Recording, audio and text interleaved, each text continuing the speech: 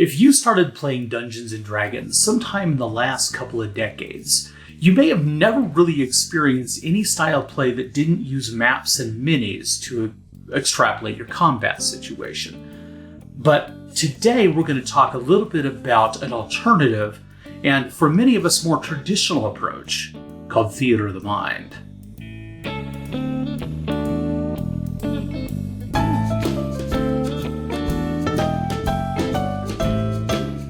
As far back as any of us can remember, Dungeons & Dragons was a game that focused largely on combat. There are a lot of other things you can do with the game, and, in my opinion, should do with the game. But combat has always been a core component of the rules, and there's a lot of rules in the game that surround it. And again, largely there always has been.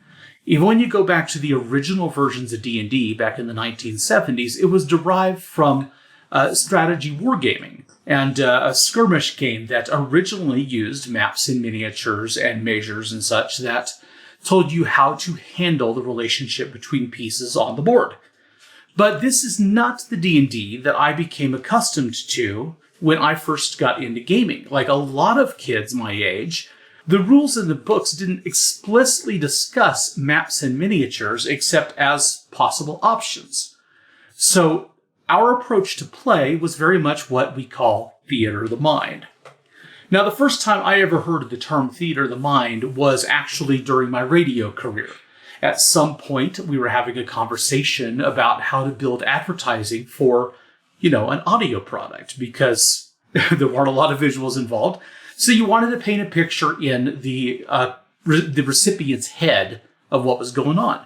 And you had so many options because you were using descriptive elements and sound effects and music and drama, whatever it is you had at your disposal to try and create an effect that could be, because it didn't rely on us creating a visual image for you, it could be larger than life. What's very interesting to me is the application this has always had in my gaming world. I've been running games since I was remarkably young in a world where maps and miniatures were not necessarily something you could just run down to the corner store and buy.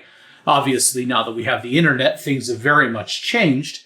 And in around the year 2000, when the third edition Player's Handbook came out, we definitely saw a shift in focus in the gaming books towards a tactical approach to play.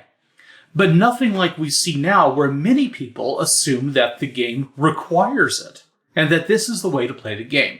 And there's a lot of advantages and some disadvantages to either approach. And that's one of the things I thought I would discuss a little bit, because having grown up using Theater of the Mind as an approach to play, we had to rely a lot on our imagination. We had to rely a lot on the way the Dungeon Master described things, the way you as a player apprehended the things that were described and engaged with them, your ability to ask questions to get specific information when you needed it, and your ability to forgive the lack of refined details because in the moment they weren't that important.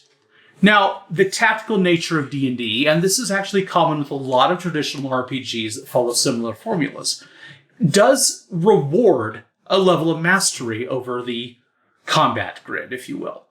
But it isn't, again, necessary. And let me discuss that in a little more detail for those of you who are just kind of tuning in and going, this man has no idea what he's talking about. That's not my D&D. And it may not be your D&D, and that's fine. But there are interesting advantages to Theater of the Mind. The first sort of pro that I would discuss is how immersive it can be.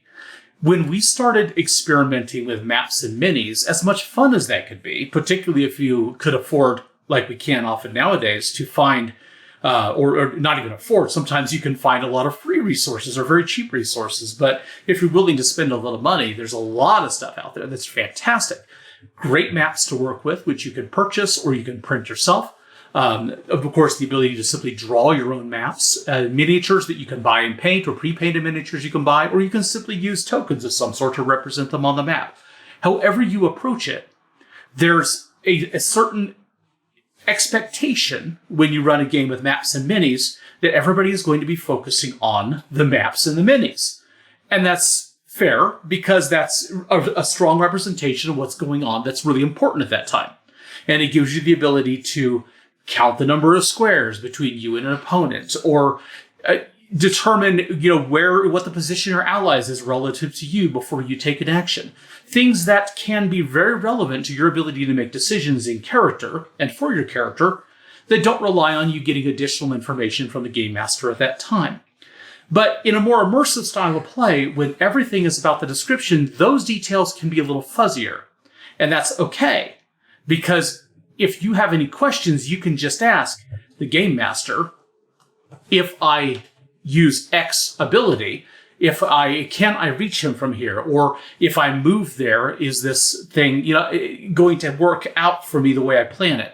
And your game master may just give you the information, an affirmative or negative, explain what the circumstances are, the obstacles are, and move on, and you adjust accordingly. Or, like I like to do in a lot of my games, if somebody just says, you know what, I'm going to do the thing. I'm going to move, I'm going to shoot, I'm going to strike, whatever. Unless I have a specific reason to complicate their life right then, there's no reason for me to break up the action, and more importantly, the fun of that moment, by saying, it turns out that if you'd had a map in front of you, you would have known it was 5 feet farther than you had the ability to move this turn. That stuff's just not really important when you're focusing on what's going on up here.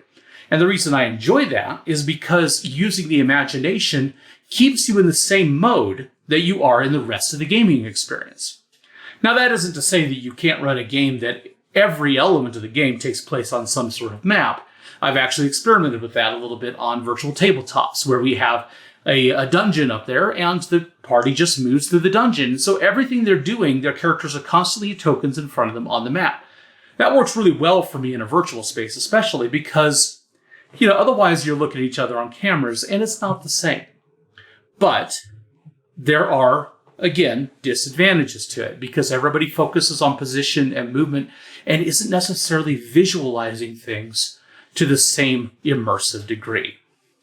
GMs have to be creative with theater of the mind. It's something that I find I talk to a lot of game masters about and really enjoy focusing on when it comes to talking out how to handle combat scenarios. Because a creative game master will describe things in a way that really bring things to life. Now, obviously, you can do that with the maps as well. And the maps end up shortcutting some of the descriptive. I don't have to describe the size of a room, for example, when it's on the table in front of you. But I don't always have to describe the size of the room anyway, unless it's really relevant to the encounter. So it's a question of how you bring things to life, and you want to focus on all the senses.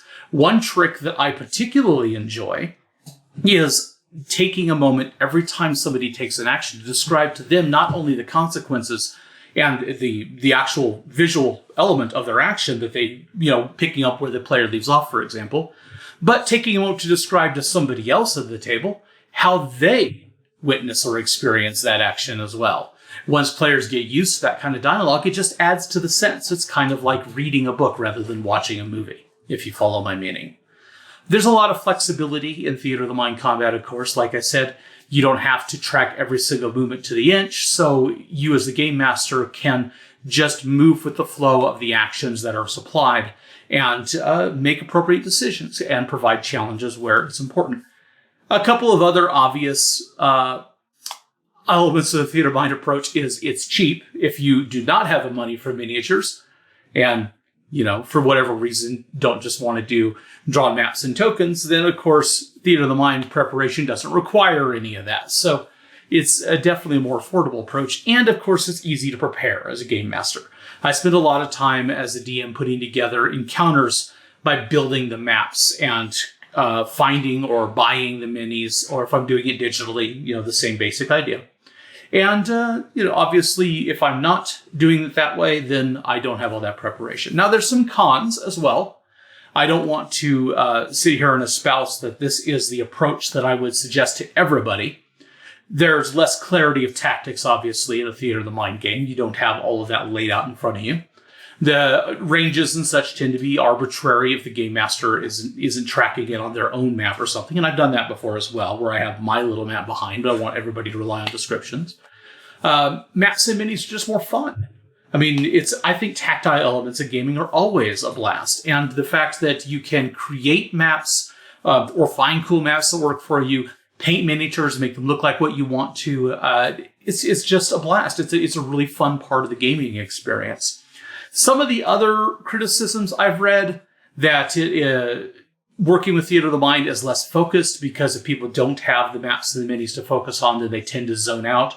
That I feel like is an element of gameplay where people just don't want that approach. They don't want Theater of the Mind. For players who enjoy and indulge in that immersive and descriptive approach, this is not a problem. Rule clarity is another one. And that's one that I understand where it's coming from. But as a game master, I try not to put myself in a lot of situations where I have to argue my judgment on a rule. And even if I did, I would simply take a moment to explain my position and move on, and welcome the player to discuss it with me after the game if it was necessary.